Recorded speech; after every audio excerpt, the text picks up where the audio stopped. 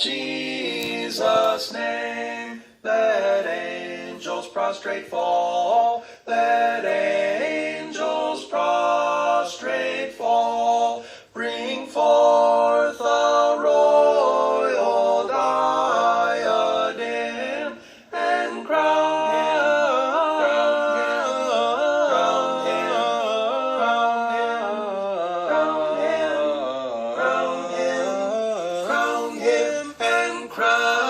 him Lord of all. Hello, beloved. This is Voice of the Tower, the page of evangelism. Awurade adidie. Awurade adidie. Dani awurade adidie.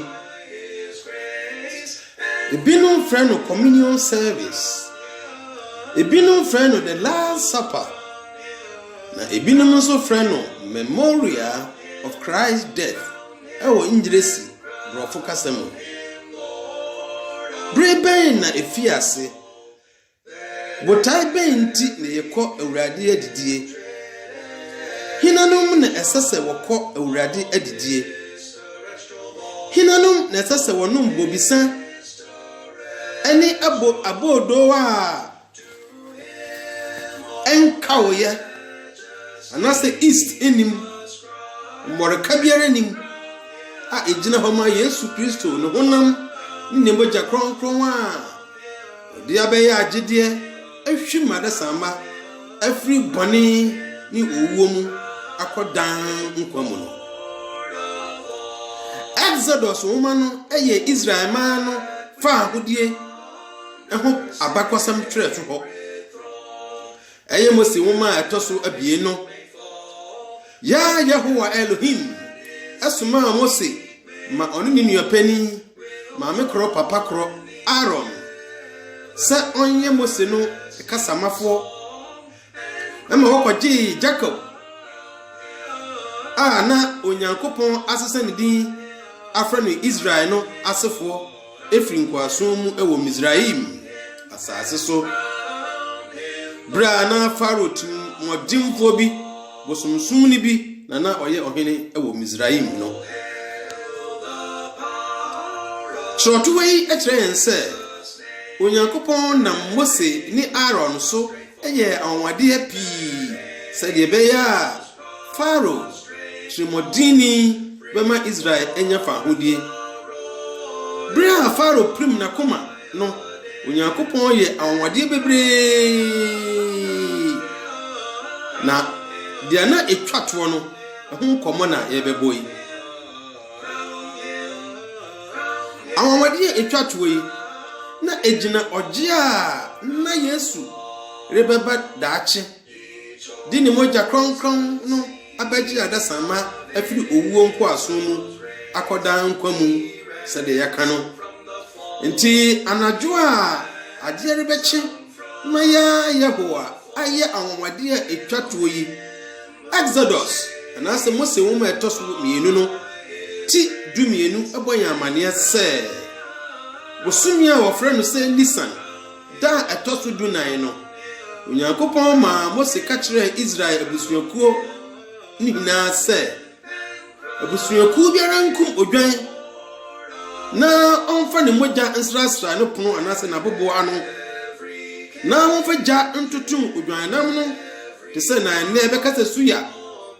anase kebab no na wonfa apiti ne fan no nka ho nni odwamano a obekunu no na ogina ho ema Yesu honam ni mogya no egina ho ma Yesu mogya kronkron no na anwene a enwene a wode bedi no na no so gina ho ma Yesu wuo ya yawa na obewu no. Osomafo Paulo boya mane se ampa wodi mogya na ati enyoma hina ho sadi amra no te se mogya ngu a bonifache eni ho. Hebrew 4:19 kron twichem aduonu mienu.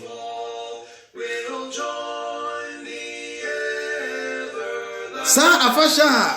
na efi ase e wo sa enwumre no wo Misraim asase so a Mose share Israelfo yi se wonku odwan ne woni no osisa afa no wonye ne afi biara emfa nkai saada no afahye no na ofra ne twam afahye efise nchechemu dumienu no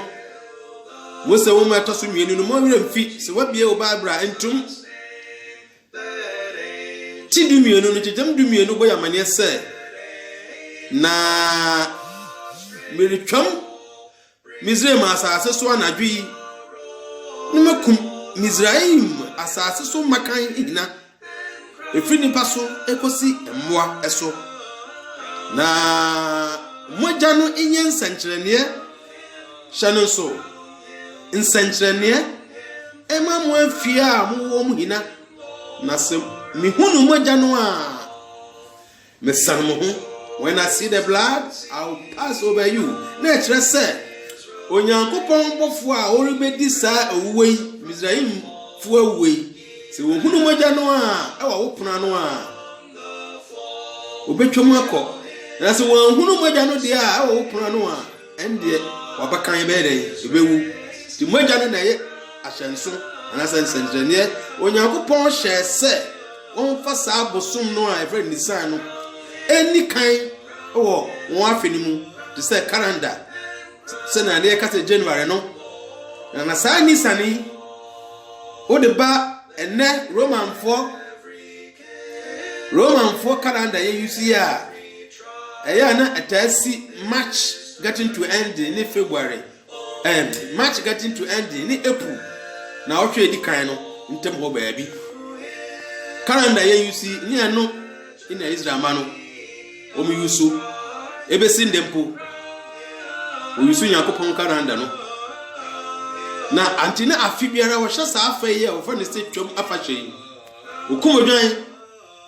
ne wo de pitin ne fan no adi sade wo ye wo Misraim no na wana yakopon hye sa amre ma won se won fa nye wo afa hye enu ye chichemu dunan no wo refi ti du mienu ne ye ka ho asami enti na bra Yohane suboni no ana onim sa abakosami ohunu se Yesu ene ne suafo twam no oka kire ono Yohane suafo ne se hwe onyankopon adwama oyi wiase bone kro no enie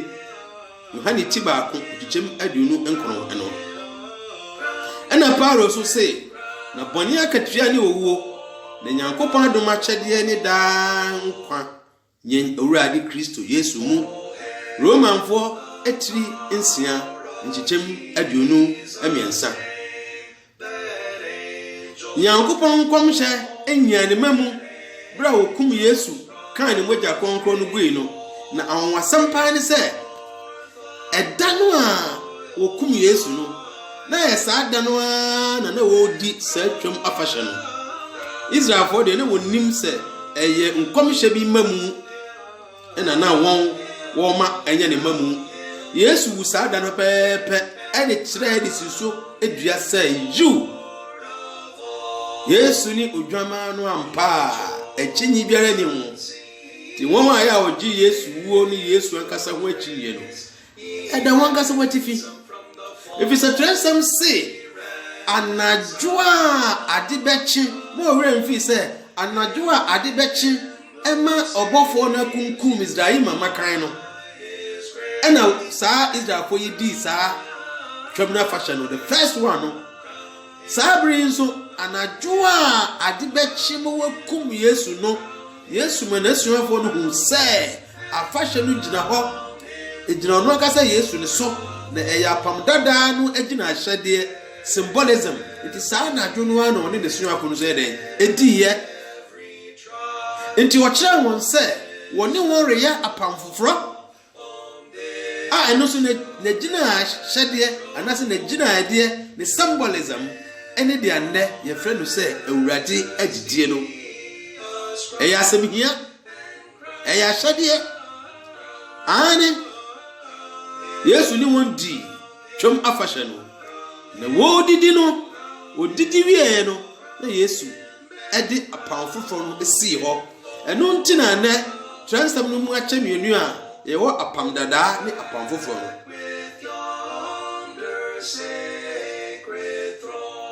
na saa apam foforɔ yi Awurade adidie no ɛno na Yesu de asi apam dadaa twam afahyɛ no anamu Luka boy amane sɛ na ɔka kyerɛ wɔn sɛ pɛ ɛna mepɛ sɛ mene mu edi twam yi ansa na mahuna mane Luka kyerɛ de onimenu no ɔde kan free donso no kra ɛba no nkyɛm don kro no sɛ na ɔfa paa no da se bubui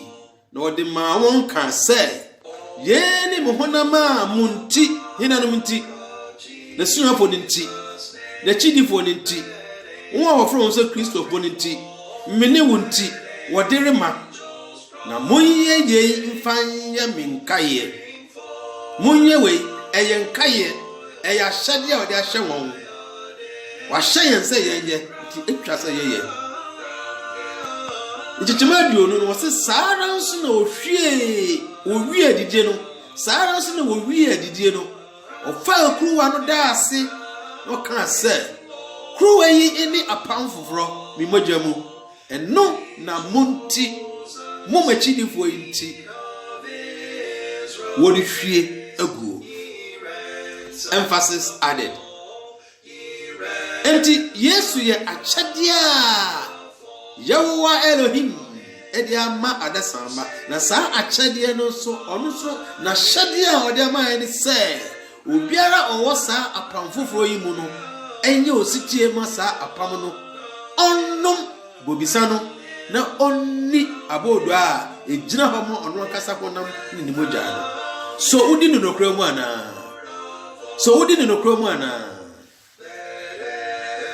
sɛ ehu adansefo ato nsa afrɛ wo pɛn akɔ Kingdom Hall wɔn asɔre dan mu hɔ bra na wɔhyɛ saa afa yi a pɛn a wɔhyɛ saa afa yi a ɛndeɛ ɛrenyɛ wɔn sɛ wɔhunu sɛ obiara nni wɔde abɔɔdo no ekyi obi gye ne wɔhua na ɔde ama nanamfo na ɔde bi agye na ɔde kɔsaa wɔsi wɔyɛ bɛhwɛ adeɛ fo ara kwa na ahyɛdeɛ no wɔn ka ho apam foforɔ no saa de yɛ ne kyɛ sɛ wɔn ka ho efisɛ apam foforɔ no mu pɔn de wɔdan wodi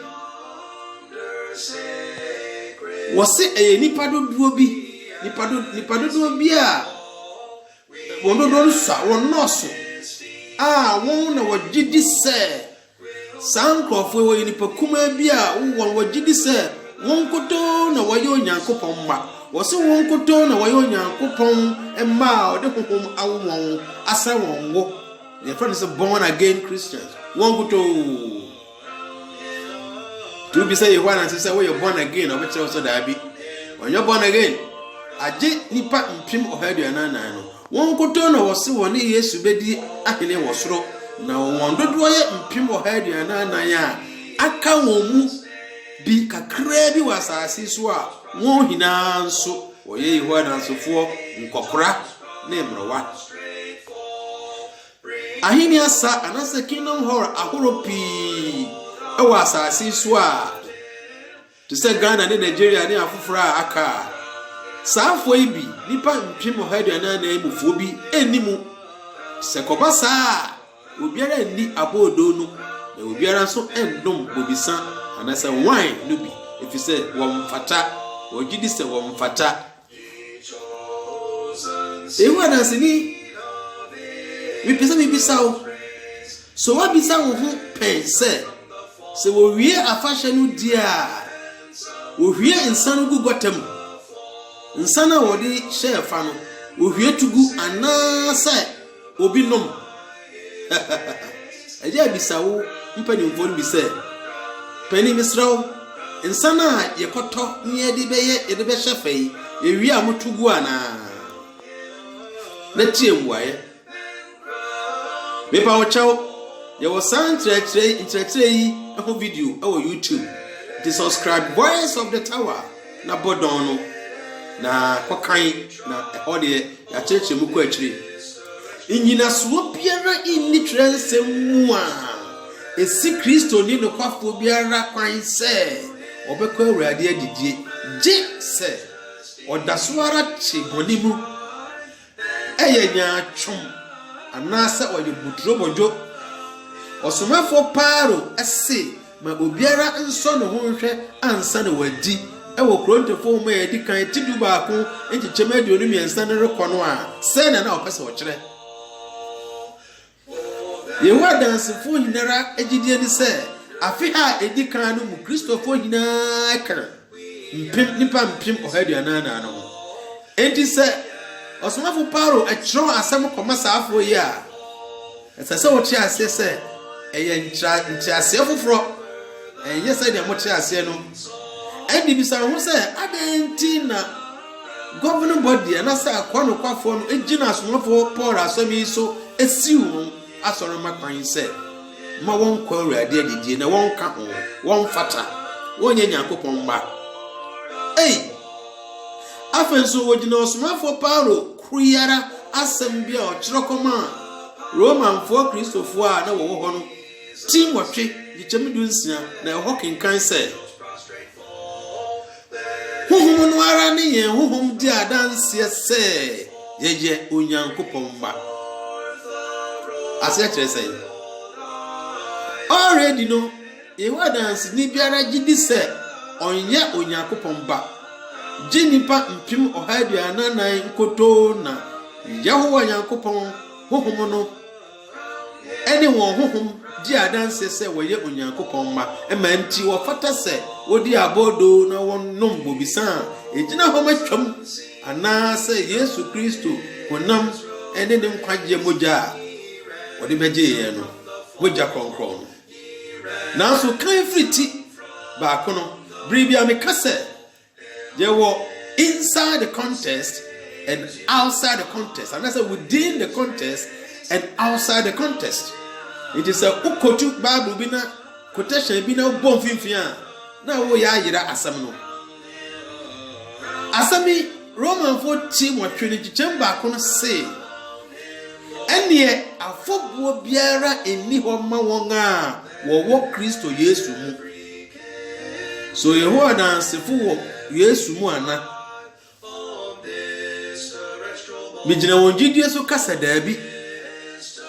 adenti na metumi aka sa so miribu ho atan ana emparme semeye sa wo Yesu jimu na mene hina imom jidi ana menso mi wo mu bi mi so mi jidi beye mfie beye duanan a mene won nante se menso beye yewaransi ne no ena mi gina so ekasa efize samotifo a Onyankopɔn asra ho a wo anointed Christian no eye nipa mpim ohaduanana mpe a won na wo ye huhumofo a wasra wongo nti won pe na wodi na wo ye Nyankopɔn made a ani esa edadi pefe se won a aka nyina ye honamufo yo huhumo ende na wo ye hinafo so wonye huhumufo a wonye huhumufo eyare husam na asem bi o ha me pese huhu no say Yehowa ni kohwehwe 1 September woman die di kan no 1 September Watchtower 1938 afi apem ahanko ni aduasan wotwe Watchtower page 263 paragraph 23 eho eka se ohum kronkron awie na dwuma ye se de Onyankopɔn nam Kristo Yesu so ene na bofo so ene edi Bible mun cheche anasa kwankyere biara edema governing body no a wo America I from sa kwano kwafo no badwo maku no ena wo so wotintim woma edeba na yenso ye kan na sa hom kronkron no awie na dwuma ya ena bibisa wo se hom ben ena ene wo hom di adanse se wo ye Nyankopɔn ba no we ye nya atwom kase ntichemu num ewo honada Timothy no ekyere se mo remfi se Roman 14 watwe ne yekinkan ɔse na wɔn a wɔnam honam fam no dwene honam deɛ na wɔn a wɔnam honhom fam no dwene honhom deɛ so wonam honam mu anasɛ wonam honhom mu na wɔn a nkyekyɛm wɔtwe na wɔn a wɔwɔ honam mu no ntumi nsɔ Nyankopɔn ani na wɔse nkyekyɛm nkron no na mo deɛ hinam deɛ Kristofoɔ papa anokwafoɔ Romanfoɔ no deɛ munni honam mu na mmom wowɔ honhom mu nanso gye sɛ Nyankopɔn honhom te mo mu nti wobɛtumi afra wo ho Kristoni a wote Kingdom Hall ana wote asɔredan bi mu ebi pa wo yɛ sɔfo wo yɛ elder wo yɛ obi nanso na Yesu honhom nti wo mu ɛba saa woni nkwa wote hɔ kwa woni nkwa ɛwɔ wo mu na sɛ obi ni Kristo honhom a ɔnyɛ ne ba saa no kae ikyɛm krono ɔsɛ na mo deɛ mo nni honam mu na mmom mo wɔ honhom mu nanso gye sɛ Nyankopɔn honhom te mo mu na sɛ obi ni Kristo honhom a ɔnyɛ ne ba ikyɛm du miɛnsa no ɔsɛ na sɛ mo te ase honam fam a mobɛwu na sɛ mo de honhom kum nipadua no ne yɛɛ a mobɛtena ase ikyɛm du nan na dodoɔ a wɔtie Onyankopɔn honhom no wɔn na wɔyɛ Onyankopɔn mma simple so wotie Onyankopɔn honhom nsɛm no Yesu si Onyankopɔn yɛ honhom na wɔn a wɔsom no no ɛsɛ sɛ wɔsom no honhom ɛne deɛ ɛne nokora mu so woyɛ saa enti saa nkɔmmɔbɔ yi na asomafo Paulo ɛne Romanfoɔ asafo no ɛbɔ wɔ krataa na wɔatwerɛ akɔma wɔn a wɔto aso wɔ kyekyɛmu du nsia ne kaa sɛ Onyankopɔn honhom ɛne mine wo Yesu Kristo asuafoɔ yi no kwafoɔ yi honhom a ɛte yɛ mu no edi adanse sɛ mine wo yɛyɛ Onyankopɔn ma o bam sɛ ofra obi sɛ ɔyɛ wiaseni na wɔn nso Onyankopɔn nsra awongo nti woyɛ honam ni na woyɛ honhom ni a na woyɛ dɛn there is no center position. Oh, wake up, brothers and sisters, wake up. We have been fooled for so long. Beba bibisa sembi bra na me ka ho no de ye kwa senka ye ka Onyankopɔn ahenie ho asɛm a eta kotu mache otinsia kyekyɛmu nkron eja wosoro ye eja wosoro ɛhɔ no pɛ me fa wɔn kwa eja wosoro wodina wɔn tew ye ka sɛ ye ne eja wosoro so ɛya wo ka bi wọ́n wo bitumi aka sɛ nyenye gya wosoro wode ne ho bɛka sɛ nyenye me megya wosoro no saa nkɔfo wɔyɛ ma wo yɛ Yohana sini a wontumi nka saa sɛ nyenye gya wosoro yi ho firim ka sɛ mpim ha dia na no agya wosoro efisɛ wɔyɛ ba onka ho wo yɛ Yohana sini a wontumi nka saa wo ka saa wo yɛ atwom wada sɛ hwɛ Yesu ka no penti Yesu ka no pen sɛ obenya ne obiara a ɔkɔ Awurade adidi eti ɔse ɛna Yesu ka sɛ mereka kyerɛ mo no kware mu para sɛ mo ani wɔ nipa ba no honam na mo anom ne mogya mo ni nkwa wɔ mo mu ɛno yɛ Yohane 10:23 chapter 6 verses number 53 verses number 54 no say dia odi me honam na wonom me mogya no wɔ dankwa na menyane no ɛda edi akyire no oyiwa ipawcho so upese onyankwa mpa upese Onyankopɔn nya no wo Yesu nya no wo bra wawu no upese akɔ paradise a wo bɔ ho dawuro wo ka ho asɛm kyerɛ nkɔfo wo kɔ afie ne afie ne monten so ɛbɔ dawuro no paradise no upese akɔ bi upese Onyankopɔn nya no wo wɔsese wanni wankɔ Awurade adidi a wo boa ɛnde nyane wai wo so banya paradise asetrem akɔ nyane sisi a ema America ni bi na ada o se ono de obedi na wo de ni be hwe no kekes bra wo de o ma dada ya cheye so wada nyane a ana so wada oda so da nyane ntam so wada nyane de a koso hwehwe nyema mu na gina yie na so da de a me nua me si nyane awake ne ya efisa eye boni pe na ye barrier boni ena ye barrier ɛno pɛ na ebetumi asi wo kwan sɛ eli yes obefiri wo boyfriend dan mu wo girlfriend mpa so bra wo ne na akodi akatima kape agoro asepɛ wo ho memenda anadwo kwesiana na pa sorry kwa sorry ya ye la yesi ye communion service ni we kogina mu shame on to you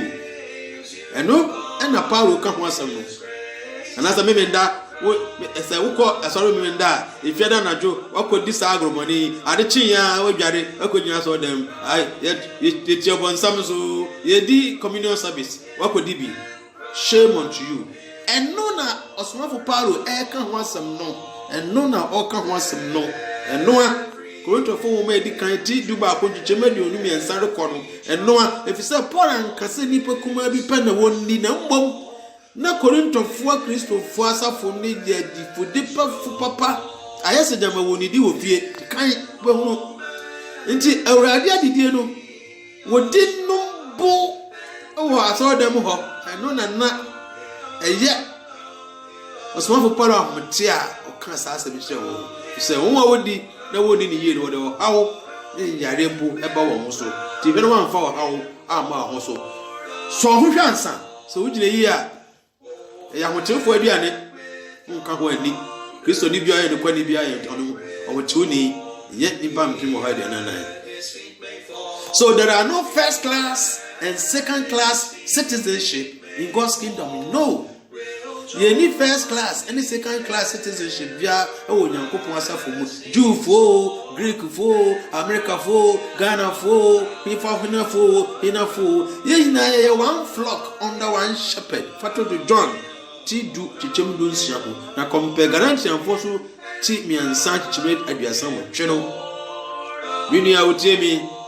Se video yi wani je ho a subscribe Voice of the Tower on YouTube and hit the bell. Like our page on Facebook and share our post. That's how we say. Onyankopon be chira wo. Fa koma unua, na unua so mfa nkoma nua, na ono so mfa nkoma nua. Na unua nyina yie, na onso no ho hwe, na onte no ho. Emeya Kristo ni papa ma ho ho ntre no mu, na onko awurade adige. Ayesa oni nkwa wo mu, oni nkwa. Ebesi hai Mr. Radi Yesu Kristo adom Onyankopon do ene hohom kron anya enkofa enka mu hina mo ye nhira double From the fall, ye ransom from the fall. Hail him who saves you by his grace.